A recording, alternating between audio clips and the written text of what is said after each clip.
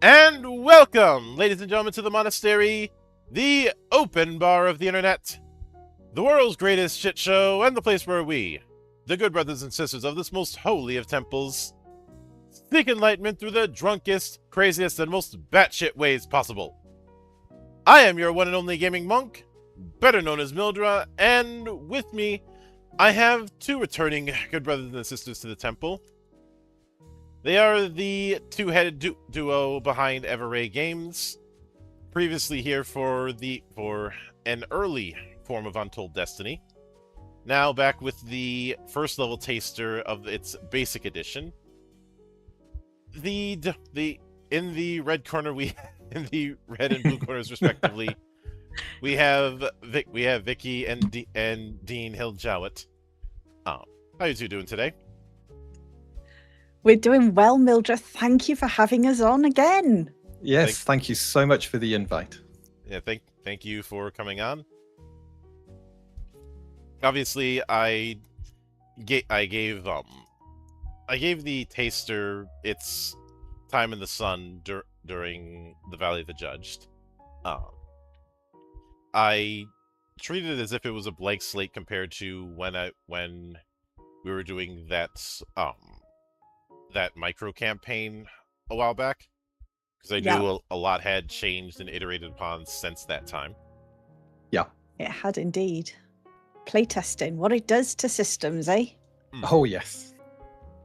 Yeah. And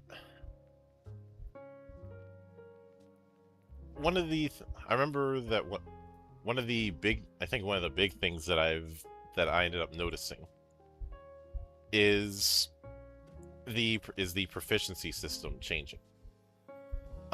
I think early on you had it as a static modifier, which that is still present here, but now you have this whole rolling multiple d20s depending on your class. So let's start with that. What prompted that idea? Trying to get rid of maths. It's as simple as that.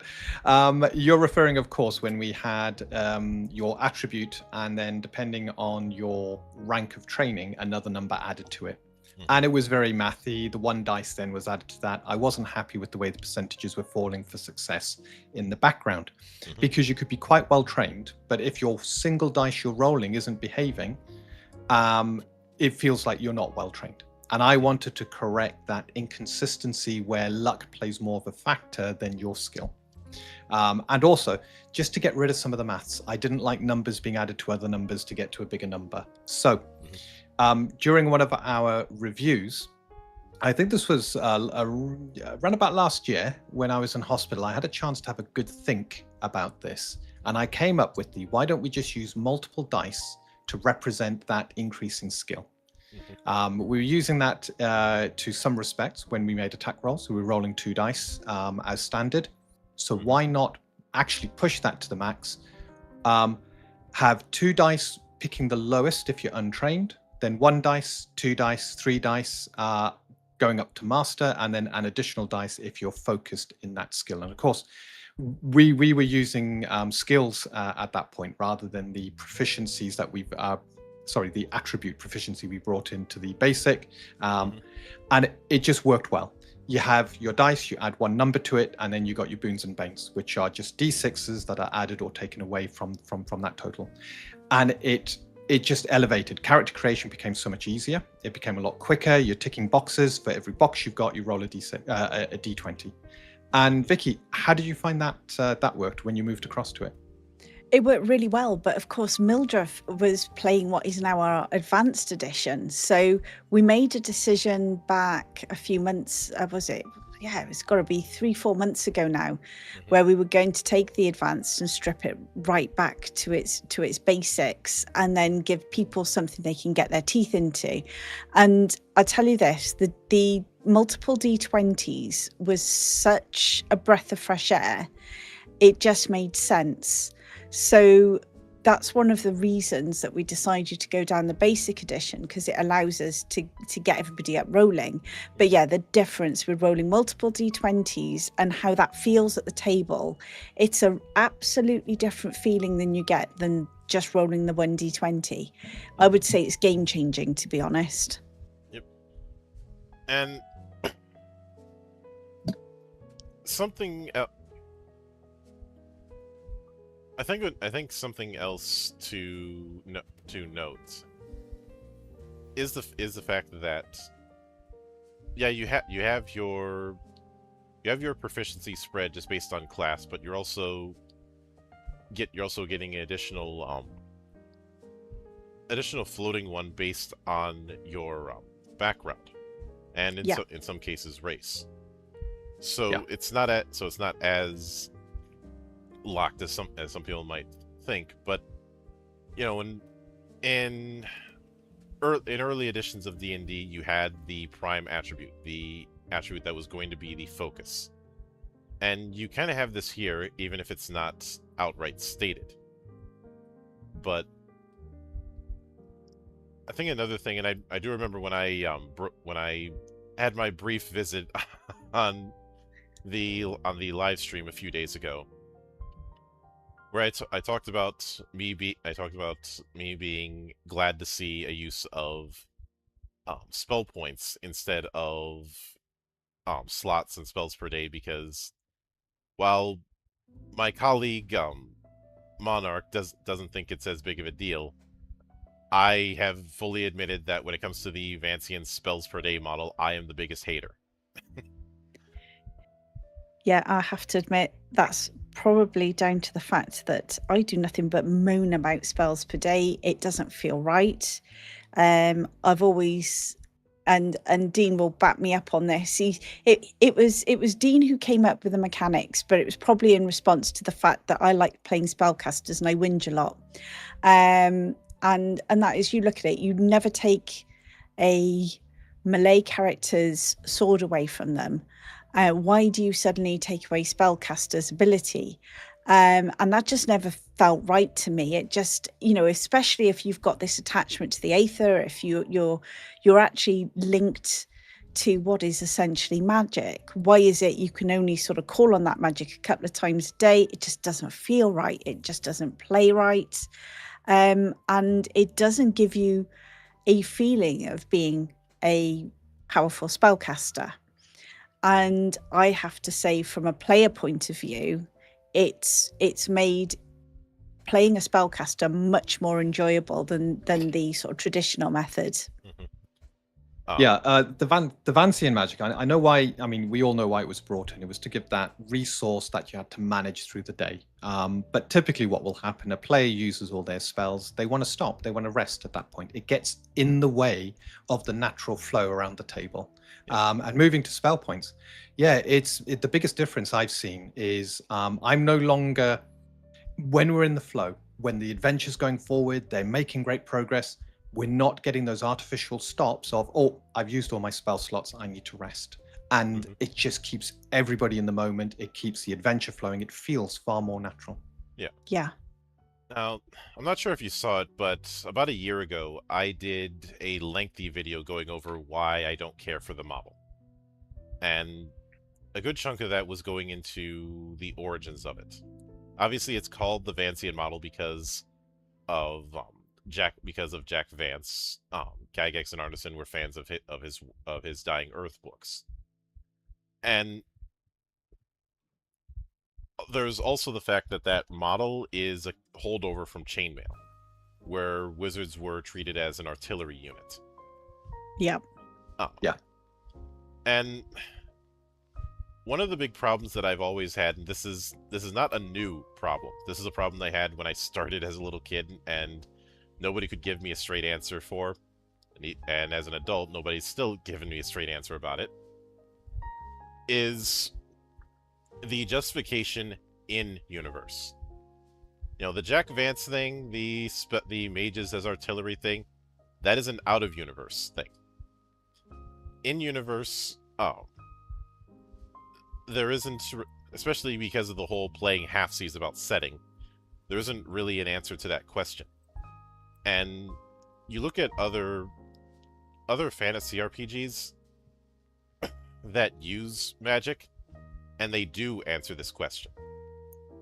I think of say the spell drain effects in Shadowrun.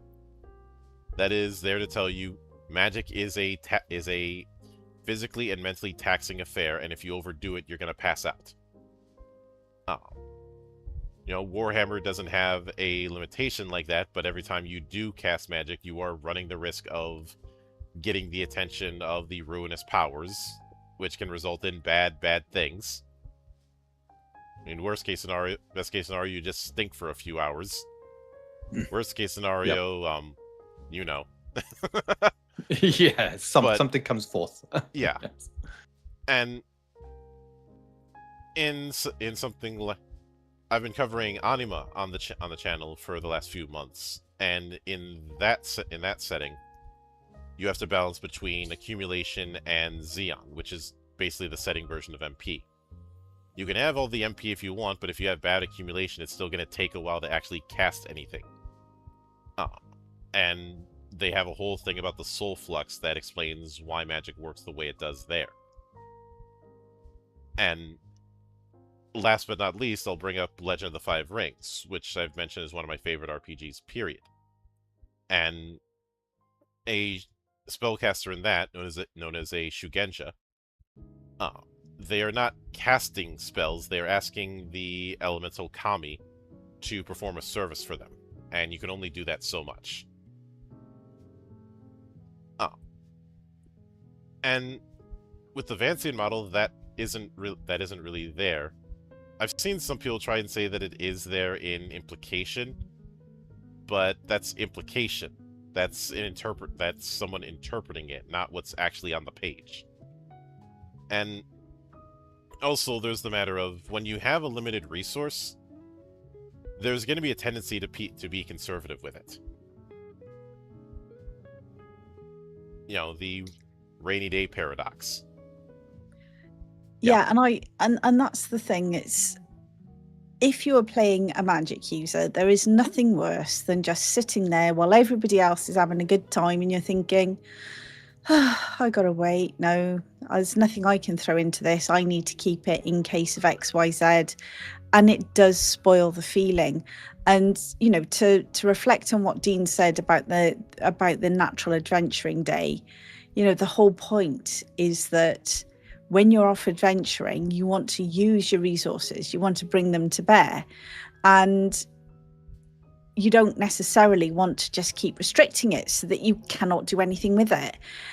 It makes it boring for players. It makes people less likely to take spellcasters. And, you know, there should be a benefit to having spent time learning this stuff, you know, for the character in the past and stuff like that. They've gone adventuring for a reason, and that's because that they're skilled at what they do. The same as a ranger, the same as a cleric, the same as a melee character. They have spent time training in their field. Why are they suddenly restricted far more than any others? I certainly never held to that. It always felt very unnatural. And I think that the balance we've got now, balance is the wrong word. I'd say the flow that we've got now actually means that you can play lots of different characters. They will all have very different ways of how they feel when you play them. But your spellcasters aren't like, oh yeah, but they're useless until they get like 3rd level, and you know, they're not much fun to play, and yeah, well, you just got cantrips and that's it. You can actually be powerful, but at the same time, you're not so powerful that you overshadow some of the other characters. It is, and it works. There you go. I like it. It works. As a spellcaster, it works. As I like playing those characters. But when I'm also playing melee characters, when I'm playing rangers and stuff, you're not feeling as if the mages are overshadowing you. You've each got your own benefits, your own skills that you can actually bring. And the not being restricted is pretty much across every class, isn't it, Dean? There's nothing that we restrict to any particular, you know, X number of times a day or anything like that on any class. When it comes to class abilities, absolutely not. And I never understood when looking at martial abilities that were introduced to certain classes. So I'm thinking 5th edition with I think it's the Battle Master, which X number of times you can do this maneuver depending on which ones you've purchased, and you spend a dice. Once you spend 4 dice, you need a short rest to get them back. And it just felt odd that you're putting this arbitrary limit in place to just balance an adventuring day. Mm-hmm. And what you end up with then is, to make sure you're challenging the party, you need X number of encounters of this level, and this level per day. So instantly if you're telling a story with the players, if they decide to do something and you randomize X number of encounters, or you decide that there's this there and it's less than what they're supposed to be doing per day, then that's going to feel easier. But if it's more, the party are going to run out of steam midway through, and then all of a sudden that momentum, that pushing through the bandit's head, you know, the bandit fort and getting close to the leader, the party's running on empty, and it just feels like it just felt unnatural. I've always loved. Yeah, this is something that has been discussed a lot and I've seen people try and go out of their way to defend it. But I'll get to that in a second. Yeah. So by lifting those limits, especially on the martial characters, because we've allowed the martial characters to do quite a bit more. They've never, as far as I'm aware, they've never received a great deal of love in other systems. And being able to cleave through enemies. If you've learned that ability, if you learned how to do that trick, why are you now limited to how many times you can do it? No, it's your energy, your stamina. So stamina is our kind of martial battery for physical things and a couple of other things, and then spell points are your mana battery for how many spells you can launch, and the two balance nicely against each other. That's the only limiter, and they come back. You can take a rest, you can center yourself, or at the end of the combat take a minute, and they all come back, and you're ready now for the next encounter. Yeah, I like to think of it as where you see people after they've exerted themselves and they're sort of leaning over and they're like, oh, taking a breath and just like looking around. You see it when people run a race and stuff like that. The sort of recovery after an, let's call it an encounter. That's the way I envisage it. I envisage, the fighter leaning on his shield and just taking a breath. The spellcasters just taking a moment to focus on the living energy around them, just to reconnect and make sure that they're, it's like we all would, whenever have you ever done anything that is exerting that you've not had to just take a quick breather afterwards? That, and when I was covering Draw Steel on this channel a few months ago, and I noticed that with a lot of the heroic abilities that use a resource, there's always some way to get that resource back. It may not be immediate. You may not be able to top yourself up all that easily, but you do have that option to get it back. And I have been tempted to write a thing that I've called everything I learned about TTRPG I learned from shooters, because I ended up thinking of the fact that in a lot of shooters that you have some means of getting your resource back. That the means to do so may not be the easiest. You may have to do some significant risk in order to get it back, but you do have that option. And I suppose one of the more famous cases in point is the infamous Pink Tower in Midship in Halo 2. Pink Tower is a perfect crow's nest for snipers, but it's also the smallest spot on the map. So all that somebody needs to do to get you off it is just a well-timed grenade toss. And you have to constantly be aware that you are one good throw away from getting knocked off of that spot. So these things kind of balance themselves out. And the whole thing of, oh, you need to take a short or long rest. I've always had a bit of iffiness about it, because much like with the spell slots, you're not given a reason why that's the case. Yeah, I'd agree. Whereas, if you're dealing with a magic item with charges, okay, that makes sense. You have to look at the magic item like a battery. And you only got so much juice in a given battery. And sorry, Mildred, just before you go on, that's a good point. That's the only time we have charged items is charges is magic items. For that very reason, it makes sense. And when it comes, I know that for a large amount of the early purveyors of TTRPGs, they wanted to really hammer home dungeon survival and managing your resources, almost like you're managing your resources in a game of the Oregon Trail. But I might be biased because of where I come from. But the problem with that is, are you familiar with the phrase "the left hand doesn't know what the right hand's doing"? Uh-huh. That is what comes to mind, because you can't say, "Oh, this is built around the idea of dungeon survival," while at the same time saying, "Oh, you can this is a sandbox. You can run whatever you'd want to." Those things don't go together. If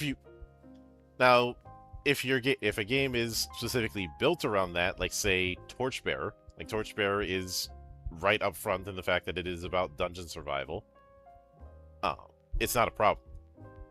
It becomes a problem when there isn't that honesty. And I will note something I do find interesting. I kind of hinted at this when I was in the comments of a previous stream, was the fact that we have a ranger here who is not ass. Because ranger has been a cursed class since AD&D. Yeah. Rangers never seem to get any love, and I love rangers. The concept of ranger has always been very sound in fantasy fiction. And I think the reason why ranger has had such a difficulty for the longest time was because people tried to approach ranger as this jack of many trades. But I think when you're dealing with character classes, you have to look at them like positions on a sports team. And I know I'm in the minority as somebody who follows sports and follows tabletop, but how often do you see a sports team with a player who is a literal jack of all trades? That would kind of defeat the point of a team. Yeah. There are certain sports that have people who are multi-role, like a midfielder in football or a quarterback in football. But they're not doing every role. They just have backup options. And something to note here is, a lot of times rangers had things like favorite terrain or favorite enemy. This certain terrains or enemies that they're slightly better at. Which I've always been against, because that bottlenecks things. If your favorite terrain is forests, and the GM says, "Oh, we're doing a desert campaign," well, then you're kind of boned, aren't you? Yeah. And I'm guessing for things like wilderness survival, it's a means of doing that whole being at home in the wilderness without relying on a particular terrain or biome or environment.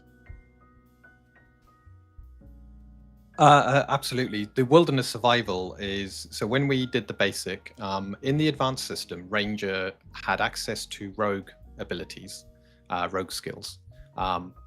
And then they would have certain terrain advantages to those skills. And they would start off with a couple of terrains and then over time increase them.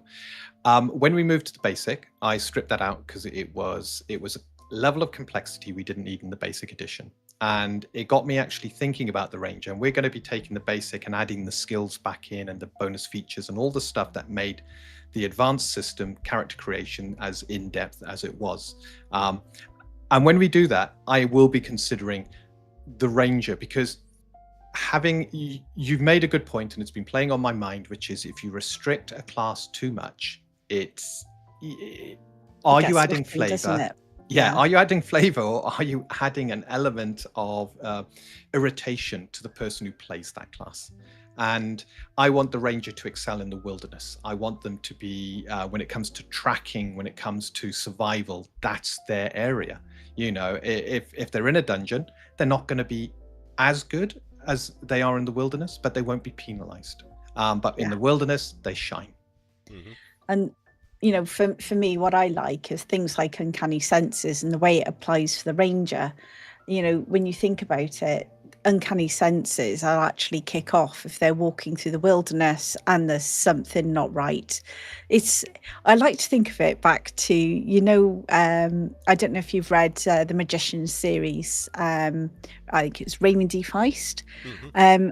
And it's the Jimmy's Bump of Trouble. Now I know that was on a sort of rogue, but I also like to think about it. If you are out in the wilderness and you're walking around, you are going to be so attuned with the wilderness because that's your bread and butter, that you will sense when something's off. Hang on a minute, this isn't right. The birds have stopped tweeting. This has stopped. This is different. There's something going on, and you will have that. Hang on a minute. There is that sort of warning that there's something not quite right. So I think sort of uncanny senses for rangers is so important, especially when in those environments. But at the same time, it wouldn't necessarily kick in as well if they're walking through a town, because it's not somewhere they'd hang out all the time, but they would still have it because they would still notice things that are off. So you've got that nice balance there. And yeah, when you're actually out there in the wilderness, you can stealth and you've got the wilderness survival, and I think that's absolutely critical for our rangers. Mm-hmm. Yeah, and why wouldn't a ranger be able to track? I never understood that. If rangers don't get tracking, they should always be able to track. Yeah, I remember having a bit of a fit in my 3rd edition days where monks did not have proficiency in unarmed attacks for some reason,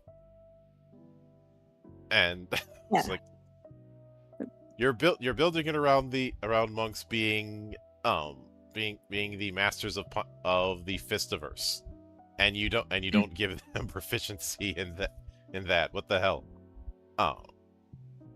And I will also note, I do appreciate the emphasis on deities, especially on the use of keywords with them, because it does sidestep a problem that's happened with the way gods are utilized for clerics and other classes.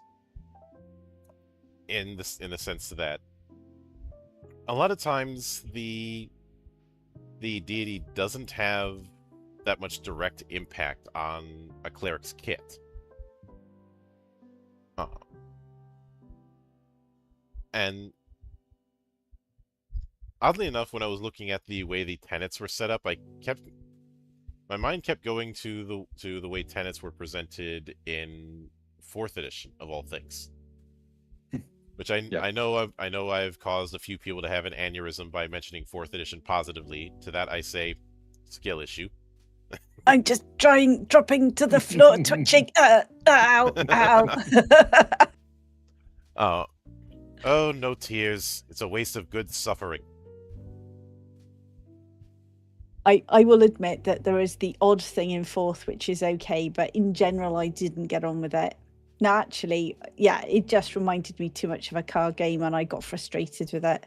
I've covered that in the past. I like taking the piss out of how a lot of people popped off on 4th and yet clearly did not read it.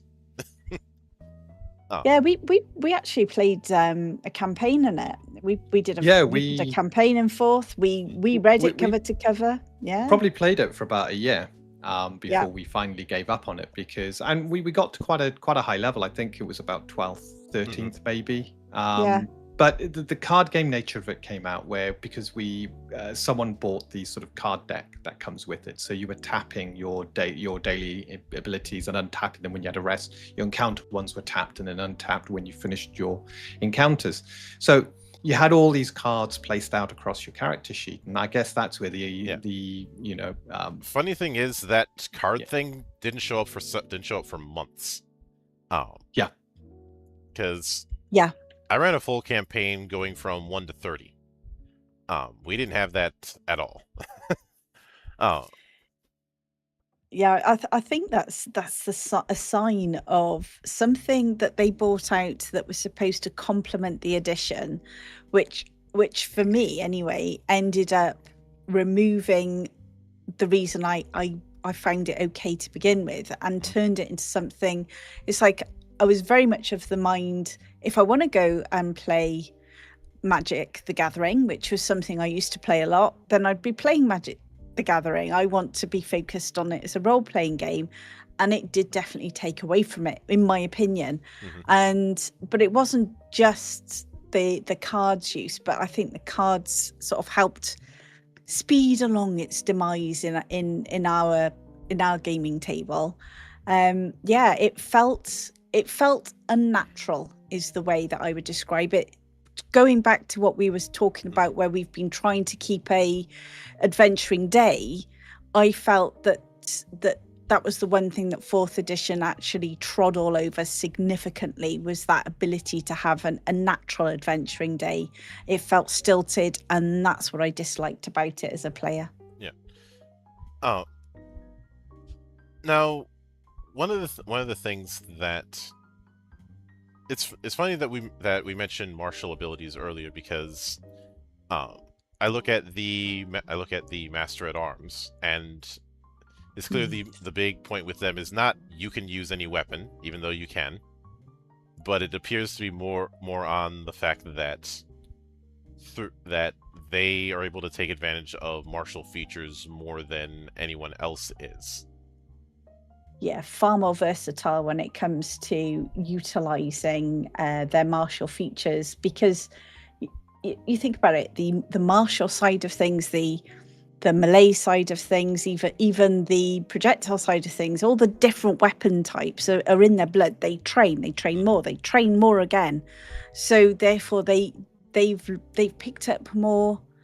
I suppose it's like if you're learning different sets of martial arts, you learn different things, and I think that's what our martial, especially our Master at Arms, brings across. Dean can disagree with me on that one if he wants to, but it all sort of came from the fact I used to play. Whenever I've always played martial characters, I've always been, and I want this weapon for this scenario, this weapon for this scenario. Where are you putting all of these weapons? Everywhere. I've got this pack horse with about 50 different weapons on it.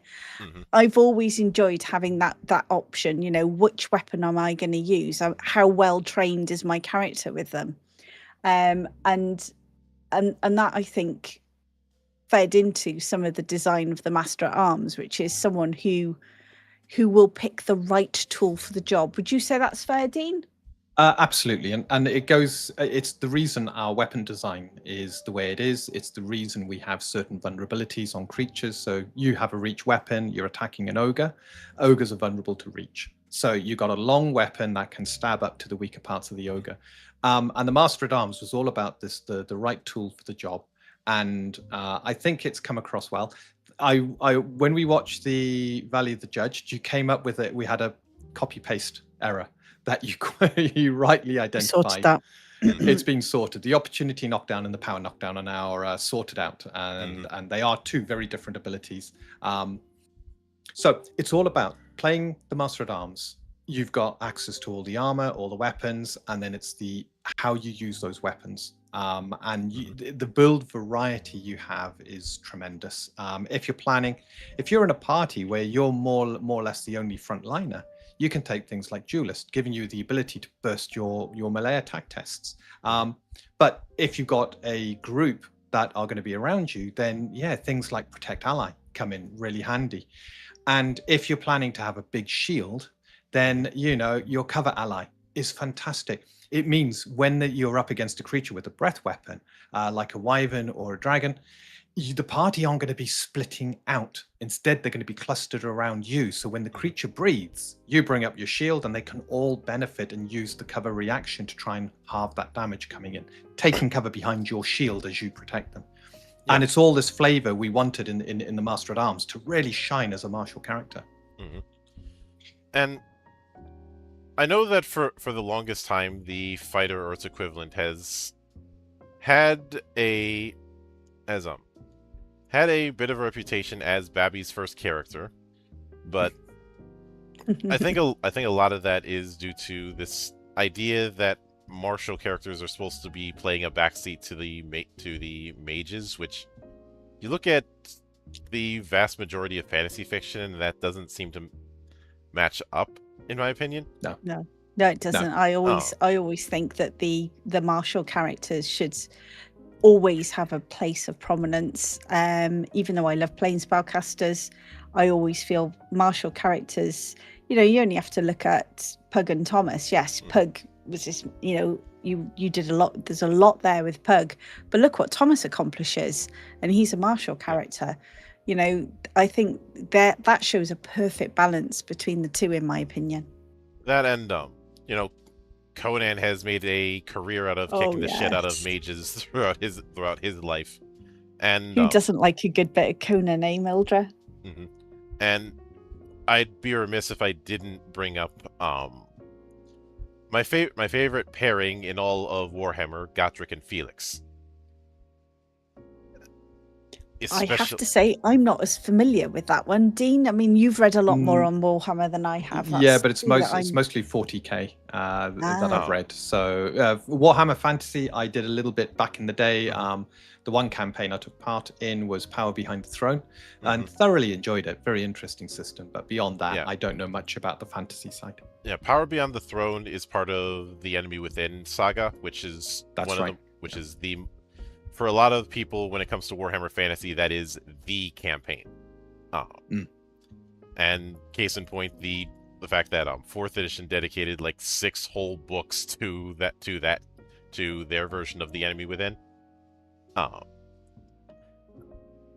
And a lot of that is due to the fact that Cubicle 7 are run by madmen, but Gotrek and Felix is a recurring pair of characters that have their own series of books. I guess I'd somewhat liken it to Caiaphas Cain, Hero of the Imperium, in terms of that recurring character that keeps showing up in all these different adventures and misadventures throughout the setting. Gotrek is a slayer. A slayer in Warhammer Fantasy is a dwarf who's undergone some sort of dishonor to the point where the only way to clear their name is to take the Slayer's Oath, style their hair into a mohawk using pig fat, and they are supposed to go out in a blaze of glory fighting some powerful enemy. But the whole thing is, at the end of that fight, you're supposed to die. Gotrek is unfortunately very bad at this, because anything that goes up against him usually ends up dying horribly. And him grumbling about being denied his mighty doom and getting pissed drunk again. But whether it be slayers or whether it be not slayers, but whether it be mages or some sort of magical beast, they've gone up against pretty much everything in that setting. And I will admit a fondness for Warhammer Fantasy for some of its strength of character. Especially when you have things like Cetra the Imperishable, who I can best describe as a undead Alexander the Great. And the only person who could probably out-arrogant an elf. Mostly because he's technically older than them. But in his appearance in the Total War games, he ends up saying to a ambassador for Dark Elves, "Impress me with your cruelty." Oh dear. A very nice character then. He's beloved by his subjects, but he's very Machiavellian in that, and also very full of himself. I mean, his herald is required to read off his titles, and it takes 2 hours to read all of them off. Oh, jeez. I hate to say it, but can you imagine how boring that would be? Just think of that in real life. How boring would that be? I can't see.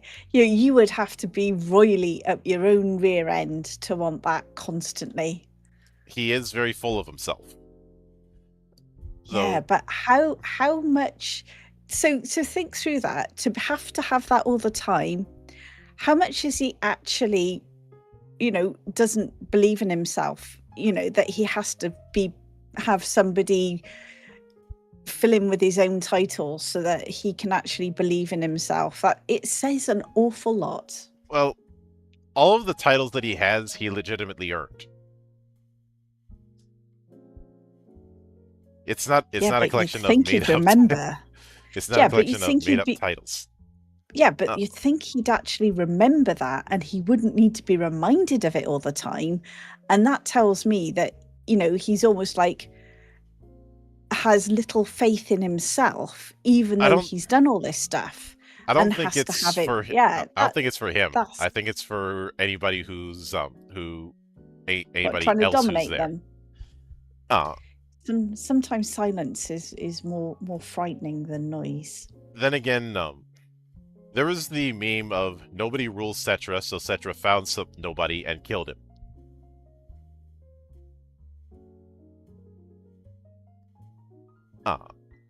Which one of the getting onto saner matters. One of the things I am curious about, and I think I kind of mentioned this in the Valley, is for spellcasters at certain levels, do you have certain tiers unlocked?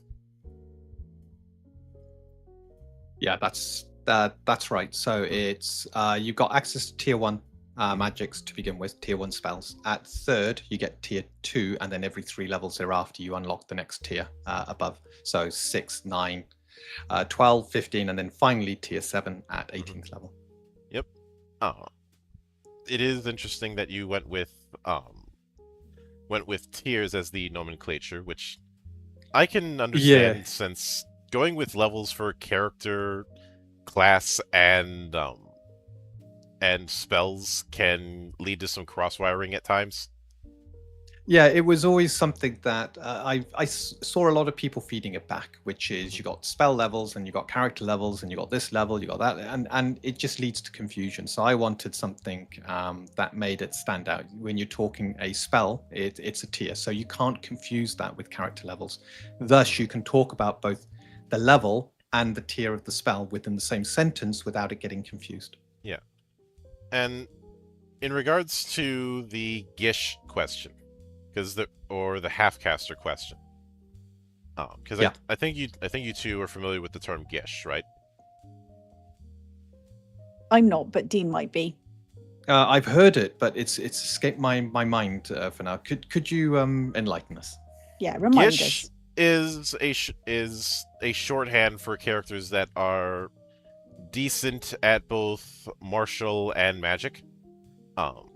It first got used as a kind of nickname when the original Fiend Folio came about, in reference to the Githzerai and Githyanki.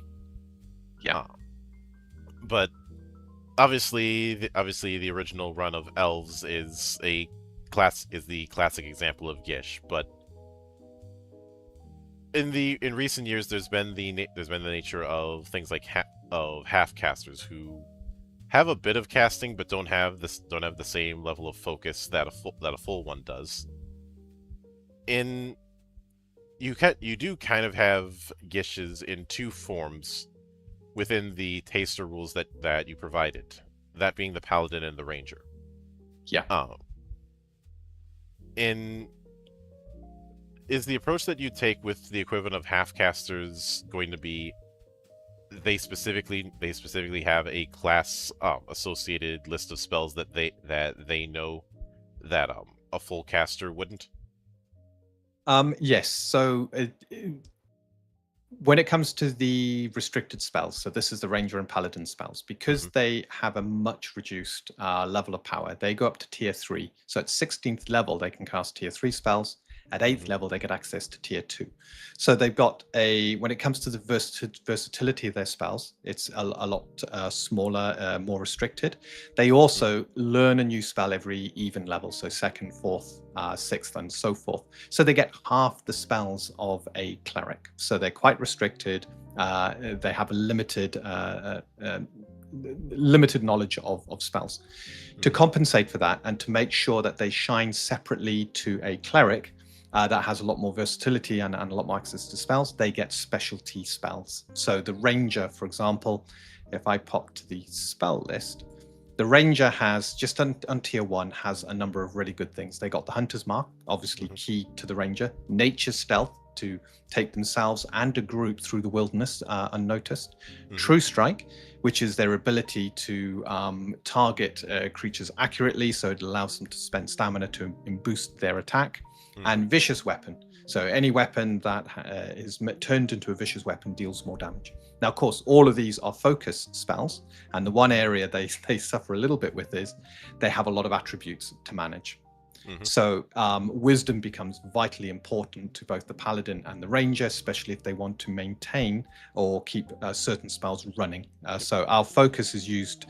We don't have spell durations. If a spell can be put up and kept running, it's a focus spell. And each, depending on your wisdom or intelligence for arcane casters, you can focus on a certain number of spells and keep them running. Unlike the concentration concept from 5e, if you take damage, your focus spells don't drop. They will only drop if you are rendered unconscious or incapacitated. So we're not building this, I've got all these spells up and, I've just taken a bit of damage, they all drop. What was the point? It's a lot easier on the bookkeeping. And you pretty much decide, I've got 3 focus spells as a ranger. I'll take vicious weapon. I may take true sight, and I got 1 left for hunter's mark when I put that in. Which, having the, I remember that the argument that was made at the time for the introduction of concentration, as it is in the world's most litigious role-playing game, is because they didn't want people casting a bunch of buffs before an encounter, like you prepare your buffs and the like before dealing with a raid boss in an MMO. Which I certainly get that, but it's a case of you swung the pendulum too far the other way. Because absolutely.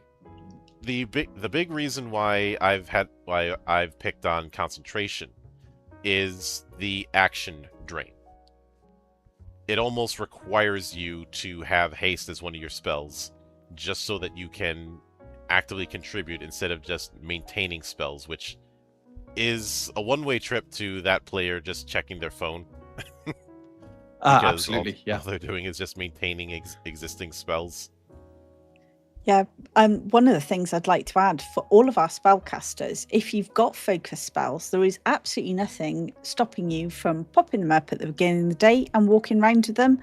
And because you've popped them up, it doesn't mean you've depleted your spellcasting capability, because you just pop them up, you take a quick breath, or your spell points come back and they stay up. Now, some people may turn around and say, "Ooh, well, that's overpowered," but it's not. It works really well. It gives, whichever spellcasters are doing this, they can only focus on so many, but, it allows them to actually do what I think they would actually do if this was real and in existence. And because they are so attuned, because they train, because of the way that they link in with their magics, they can do this. And it stops that, well, all I can do is pop these up and then just focus on them, and there's nothing else I can do. It removes that restriction, allows them to have fun at the table. And I think rangers, I think paladins, I think straight spellcasters, I think clerics, they all deserve as much fun at the table as they can. And that goes with all of our martial characters as well. They get lots of things they can do at the table. Yeah. I'd also spellcasters have certainly gotten plenty of love in terms of spell lists in various games. Some of them more than others, where they end up getting a quarter of the whole damn book. Looking right at you, Pathfinder. But I'd say the evening out of that is the fact that the amount of slots that you're going to have for focus is even at high tiers is going to be significantly limited in the face of the total spells that you'll have access to, because for if you're dealing with the traditional 3d6 attribute roll, the average result you're going to get out of that is 10 or 11. If I'm looking at straight probability, which means you're going to have a modifier of 5. And yeah. By the way, I greatly like the attribute spread here because it doesn't mean it means that there is a point to having high attributes, as opposed to having it where it just seems to cap out at 5 and then that's it. Yeah.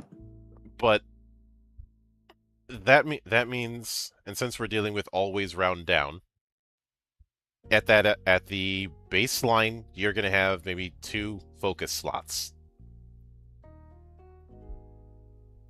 That's right.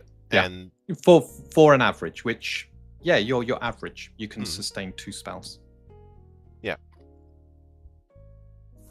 Because I believe it was stated the amount of focus slots you have is equal to half your spellcasting mod. Yeah. And since you're rounding down from a +5 modifier, that's only 2, which is going to be a very small amount. But you can always drop something that you're focusing on. So you might sort of walk around with, say, I don't know, detect Aether on most of the time. And then if you're actually in a situation where you could actually say, ooh, well, you know what, I'm going to swap out my focus spell. You can do that. It's not as if you're punished for swapping those spells out if and when you need to do so. And because you don't have, because you know your spells, it's nice. It works well, doesn't it, Dean? It absolutely does. And if you are above average, say a 13, you've now got an additional spell slot, so a focus spell. So you've now got 3 spells you can focus on. If you happen to roll really, really well, and this is where the +1 attribute modifiers for racers can tip you from like a 17 to an 18 or 15 to a 16. But say you get to that 18, that's 4 spells you can maintain.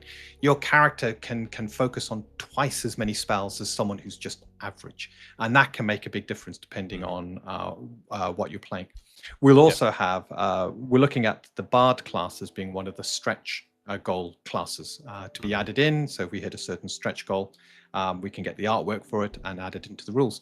And the Bard class by its very nature has more focus spells, because they're all about maintaining the magic around them, and their play style is incredibly different. You're going to want to have all these spells that do various things permanently to be able to focus on them and give the party benefits in a number of different ways. Which, in that regard, means that because the Bard is another one, there are 3 classes in total that I consider to be generationally cursed. Yeah. You would kind of consider them an unholy trinity. The Ranger is one of them. The Bard is the other. The third, which I don't foresee you doing it'll probably happen eventually, but not for quite a while, is Psionic. Those 3 are the most cursed. And there's ones that have had lesser issues like Paladin, but yeah, I don't think we're looking at psionics at all. It doesn't really fit with our world, does it, Dean? No, not at all. I've never been happy with the way psionics have been done. And in a world where you got magic, you got psionics as well. And it's when we did it back in 2nd edition, we always ran with because I believe it's the standard for Forgotten Realms. Psionics and magic are different. And that was quite interesting, but the psionic mechanics always felt awkward. There were a lot of percentile based back then, and it just felt odd. Yeah, just side points. Would you believe me if I say it was worse before that? Yeah, I think 1st edition made it really. It was quite. They had their own separate combat. They had their own separate combat system. Yeah, they did that in 2nd as well. And third edition kind of took it to another level with the minor circles, I think major circles, and you had your psionic defenses, psionic attacks. With how our magic system works, I don't think psionics has a place, because it steps too much on the toes of things like enchanting, or you're just duplicating your magic system with different mechanics, and I don't feel that adds a lot to the game. That's always been a problem. And one of the other things I did want to touch on is I've made no bones about the fact that I'm not the biggest fan of a lot of crafting systems in games. It's part of the reason I ended up designing crafting built on essences the way I did for Legend Edition. And obviously, if you look at say 3rd edition, there was the infamy that was its magic item creation system. Yeah. But with Untold Destiny, whether it be the basic or the advanced version, when it comes to magic items, do you guys plan on tackling that in a way that is going to dodge some of those issues? Yes. So we've done two things. The first one is the traditional sort of +1, +2, +3 items are based on the material the item's made from. And those materials, if you've got the right tools and you kill an earth elemental, you can try and extract some of the rare earths and metals from that creature and then turn that into crafting material. So it could be you defeat a minor earth elemental, you get a ton of mithril nuggets from there. You gain access to a forge, or you have a forge yourself, and you then spend time. You spend time melting it down and turning it into an item based on the encumbrance value of the item. And at the end of that, you make your roll, and so long as you succeed, bang, you've now got a +1 item. So this gives the party a way of creating items that is straightforward and doesn't rely on them having to jump through so many hoops that it's never done. I want item creation to be part of the adventure, and the time it takes is not too bad. It's 2 days multiplied by the plus of the material, multiplied by the total pounds of the material required, which is based on encumbrance. So you got a suit of plate armor, that's going to take a long time, but you doing a dagger, that's going to be like a couple of days to do a mithril dagger. There's there are so many examples of the party crafting their own gear in so many different aspects in fantasy fiction that it's one of those things that's always going to get brought up because that's part of the fantasy. Yeah. Like I call back to in Star Wars, there's that assumption that anyone pursuing the Jedi path is going to be making their own saber. Yes, in fact, you're not a Jedi Knight until you've made your own lightsaber. In the swordsman story in Avatar, you have a whole thing of making a sword out of meteoric iron.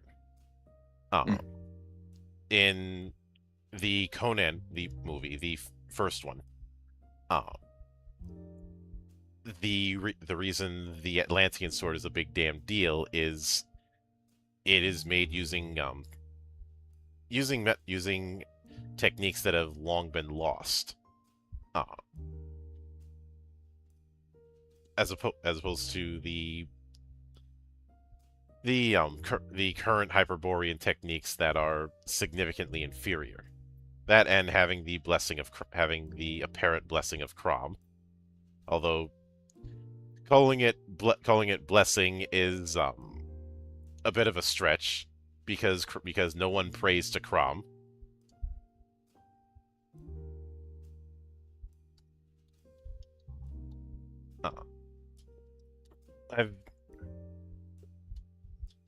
You look at any story where Conan's in and Crom's name is used more like an expletive than an actual prayer. Yes.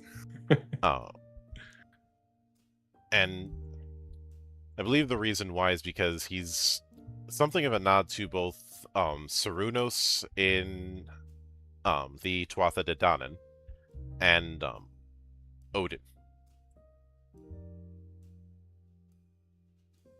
Both chieftain positions in their pantheons, and neither one of them are ones that you want their attention. But given what you mentioned about building and crafting, I'm guessing with magic items you're not doing that whole spending experience thing, which I don't miss. No, it all comes down to money. And when it comes to enchanting an item, so this is making a +1 up to +3. Enchanting an item relies on a couple of spells. You need the Learn Enchantment, which is a tier 2 spell, and then you got your enchanting spells. You got 3 of them to do the 3 grades: enchant normal item, greater item, then superior item. It relies on time and money. And because we have a very tight economy, the money is the big factor here. So, for example, if I wanted to enchant a normal item, it would take me 20 days and it would cost 20 florins of gem dust to do that. Casting the enchant normal item spell once per day over that period. And that means you need to be 6th level before you can do that. So we do have a level kind of gate on it. But the moment you do that, you can now, so long as you got Learn Enchantment, you can create your own magic items within the party. So it's another way of you being able to, instead of having to buy them off the market, the party can be looking at what they've gained, pooling their resources, and the arcane or divine spellcaster who's got these spells can be looking at making them. And the great thing is, whilst you are enchanting, that enchantment is actually on that item. So the moment you start the process, the item can be used. Which, and when you say it caps at +3, I'm wondering if there's the possibility that there are higher modifiers, but they aren't ones that you can create. You'd have to discover them. There are always the potential of higher modifiers, and these would be, as you say, the really special metals or created with the techniques that have been forgotten. So you can only ever find these items, but there will be potentially a +4, maybe a +5, but we got to be careful on the power creep side. But I have reserved +4 items for beyond the realms of mortals to craft. What comes to mind when you mention that is, and this might be because I have a long history with this series, the Summer Sword in Lone Wolf.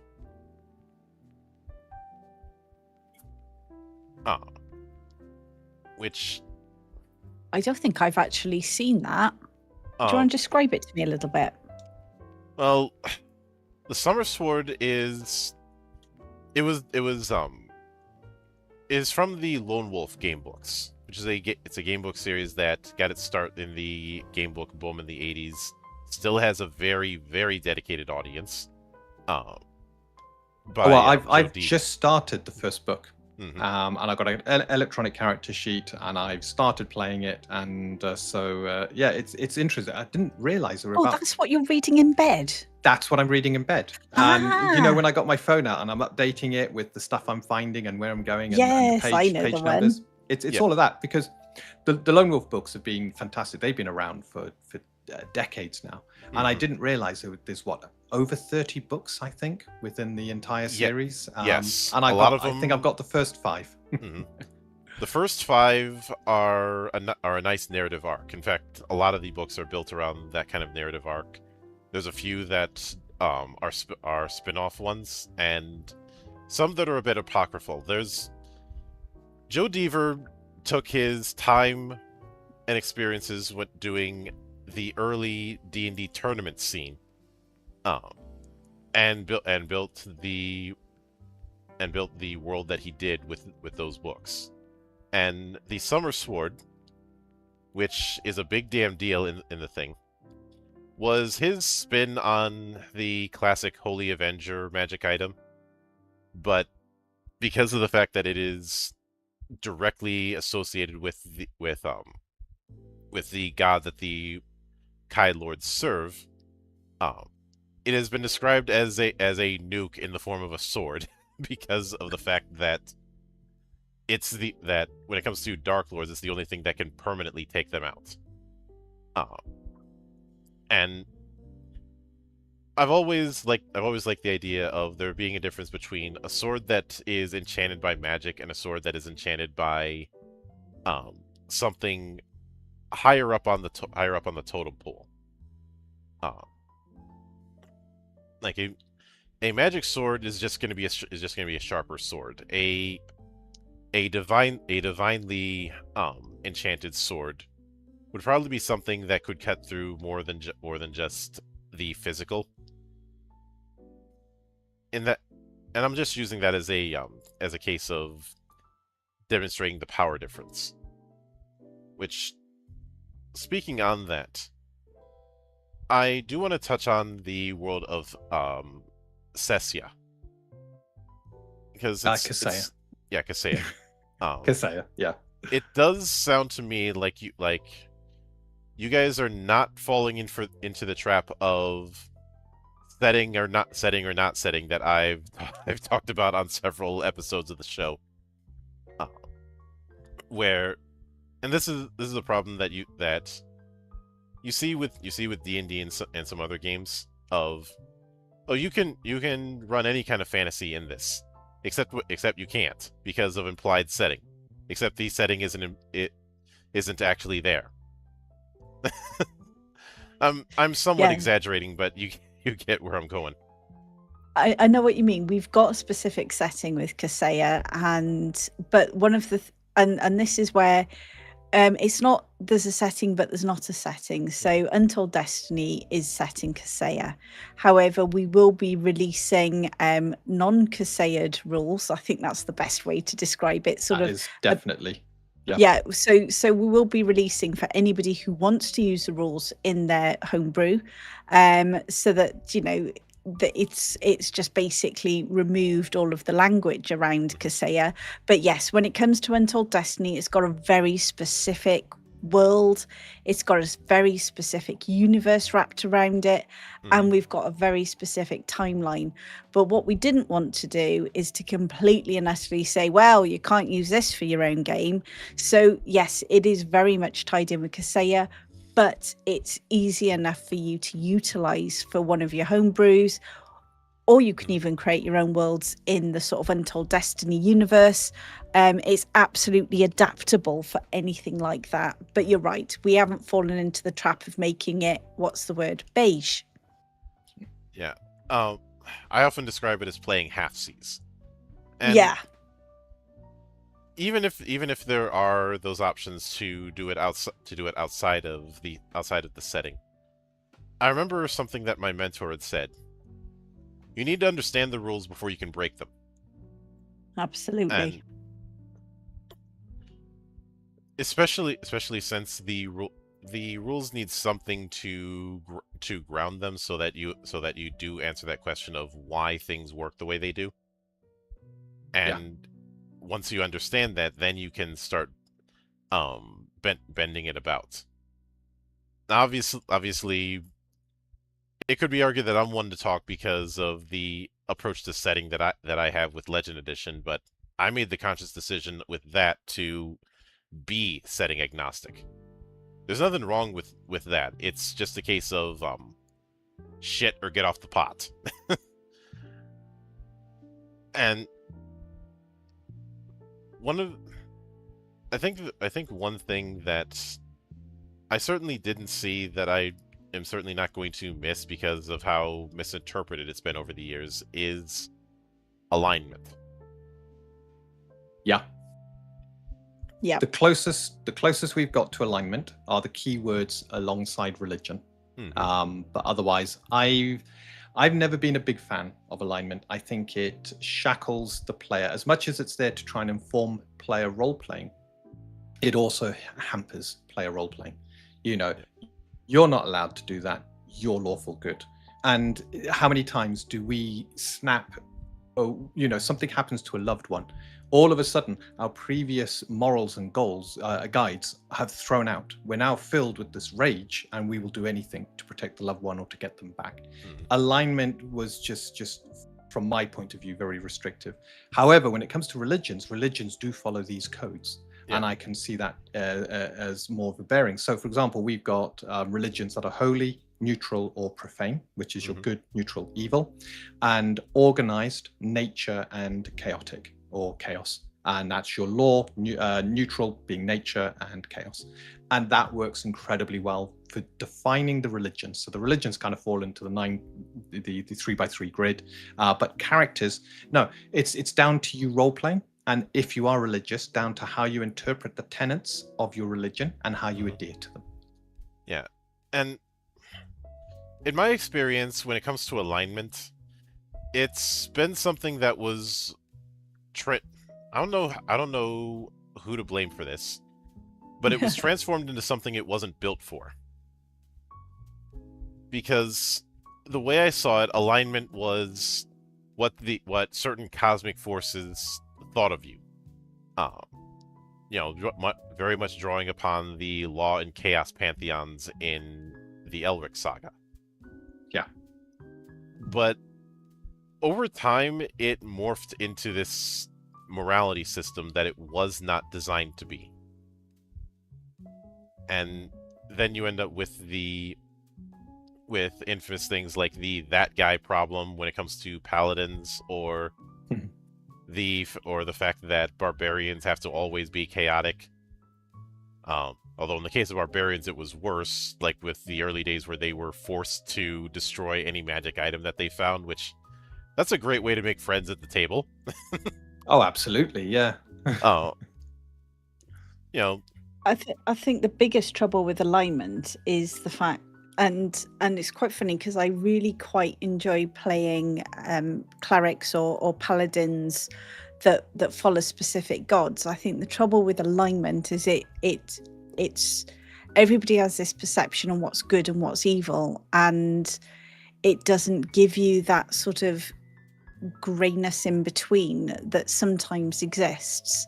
Whereas I think the way that Dean approached it, which is we've actually got organized religions, which is versus unorganized. You've got that sort of it, and they've got tenets which give you an understanding of your moral codes without them being so explicit that it ties down your character from being natural. And it's like everything, just like Jedis from a certain perspective. Yeah, as long as when you're doing something, you can actually link it back to how you're underpinning your god, then surely you're doing it from your perspective. As long as you can justify that to yourself and your god, that's fair enough. And of course the tenets are loose enough that there is a lot of wriggle room in there, but firm enough that when you're breaking one. But there are degrees of adherence to the tenets, and it is this which is similar to the world today. You'll have your theologians of those religions discussing each of the tenets and at what level do you need to adhere to them, what's allowable, what's not allowable. I mean, it's very clear if you're breaking one, but how strict are you to obeying them is the flexibility I give a player and how the player wants to interpret them. I'd say a potential example of that kind of flexibility in fiction, oddly enough, would be the way the Prime Directive was treated in Star Trek. Yeah. In both pretty much everything up till Voyager, but that might be because Voyager has been my punching bag for most of my life. But you have episodes where both Kirk and Picard are grilled for their violations of the Prime Directive, and they always counter back with those situations were extreme circumstances where inaction would create more problems than breaking this rule.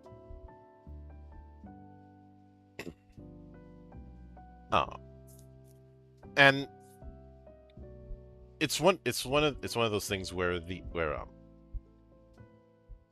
I think people have looked at tenets when it comes to those sorts of either faiths or codes of behavior, and have applied a binary to it.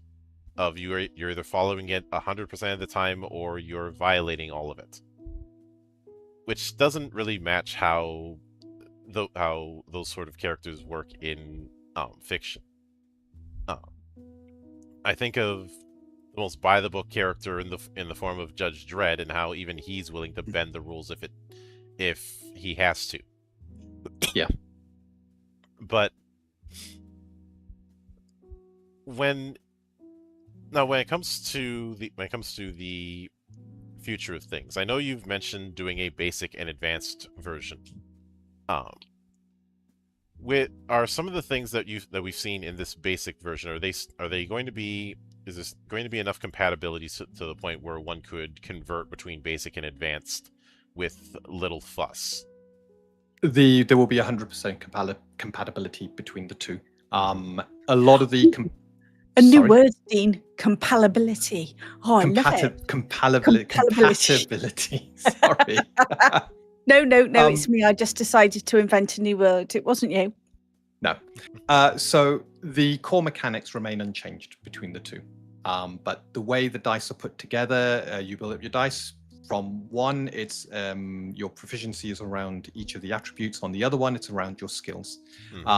Your class makeup changes quite radically. You've got bonus features and a lot more flexibility in how you build your class and bring it together so that you can really customize what you're doing. And within the advanced, we're bringing in elemental effects to elemental damage, which I felt was just a bit too much for the basic, where if you take a certain amount of fire damage, you get little light. You become on fire, and there's ways to combat that. Not too dissimilar to how poison's currently dealt with, where if you take 20 points of poison damage, you become poisoned. So at low levels, if you've got a poison spell, you probably won't poison creatures, but at high levels, you probably will. If you have resistance to poison, it means you've got to take 40 points of poison to become poisoned and continue to take tick damage at the start of the round.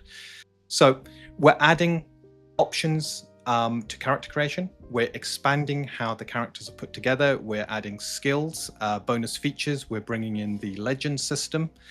So there's a lot more complexity in how the characters are put together.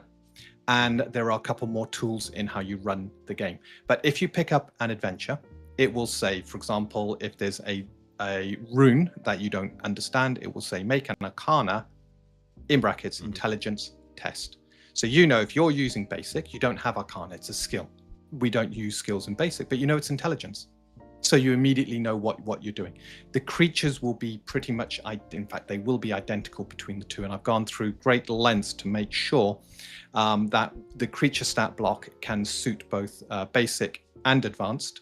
But there may be additional options you have in advanced when running a combat encounter. But a lot of the advanced stuff comes into the player side on the character classes and how you can develop and create a character. So your heritages come in, your family comes in, your backgrounds and stuff like that. There's a lot more moving parts to the character in the advanced.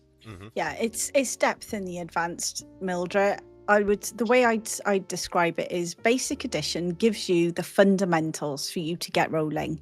It gives you the fundamental basic building blocks. And, you know, at the end of the day, we actually created advanced first, but because we're looking at multiple books for the advanced, so we're looking at the player's guide, we're looking at the Game Master Grimoire, we're looking at adversaries and allies, and we're looking at the Kaseya campaign setting. So that's 4 books. It was going to take us just to get the 3 advanced books, the first 3 done, we were looking at sort of late next year. Whereas this way, what this allows us to do, it allows us to release the basic edition, get people rolling, get people to understand some of the base mechanics we've got, like the multi D20, the dynamic combat, so your parries, your dodges. So it allows you to almost like step in. It's like your beginner's edition. You get rolling, you understand it, and it gets you ready for the advanced. Now, it could be that you want to keep your advance for when you're running your long campaigns and you want to sit there for a while and mull over your character and have a look at your different heritages and stuff. I personally am someone who will spend hours over a character. It's one of the things I love about character creation. But it may be that you want to have, and you can still use it for campaign play, but you might want to just have something where you can all get up and running quickly because time is of the essence, and let's just get rolling. In which case, Basic Edition is really useful. And Basic Edition will be great for getting youngsters up and rolling quickly. So if they want to have that sort of Untold Destiny experience, they can do it without having to trawl through a lot of sort of reading around the character creation piece. So yeah, that's the reason that we've taken the route that we've taken. But it does mean, because Basic Edition sort of blossomed out of Advanced, it does mean that the compatibility, as Dean was saying, is completely there, and anything that we create for one will be usable with the other and vice versa. So you're always investing in the future. And we're not planning on then like doing a 3rd edition, a 4th edition. We're actually planning on creating things that will be used with Untold Destiny. So an additional growing the Kaseya campaign setting. We're starting out with Harbour Protectorate and the surrounding areas. We've got huge worlds that we're filling, but we're doing it a bit at a time. So we'll be doing additional Kaseya settings books, we'll be doing adventures, and they will be able to be used with either the basic or the advanced. Mm-hmm. Yeah, I can certainly get that. Now, with that said, I'll certainly be looking forward to seeing how things work out, and I will admit that after I finished doing that, and this isn't something I'm going to be writing for a while, but my mind was brainstorming certain classes that I have in Legend Edition that I could easily transfer over. One of them that I think would make for a bit of fun chaos is transferring over the Gunbreaker job. Which in part is just to add a bit of chaos, and since you already have gnomes being really good at building things. Yep. I could see a particular gnome making something that is overpowered but unsafe, which is the exact kind of magic items I often give to my players. I like giving them things that are ridiculously powerful but they are just as much of a danger to themselves as they are the enemy. Think of the noisy cricket from Men in Black. Yeah. Yeah. Does a hell of a lot of damage when you fire the thing, but every time you fire it, you're going to get knocked on your ass. Yes. And yes, people have tried to lean up against walls or brace to deal with the recoil. And I usually say, all right, congratulations, you're taking 2d20 in wall damage. Just because there's something in the way doesn't mean you stop. Oh. I like it. I love items like that. I got to be honest. The risk versus reward, the pros and cons within one item. I like it. Yeah. I remember playing American McGee's Alice, and the demon dice in that can summon an ally that might attack the enemies, or if you roll wrong, the thing might attack you.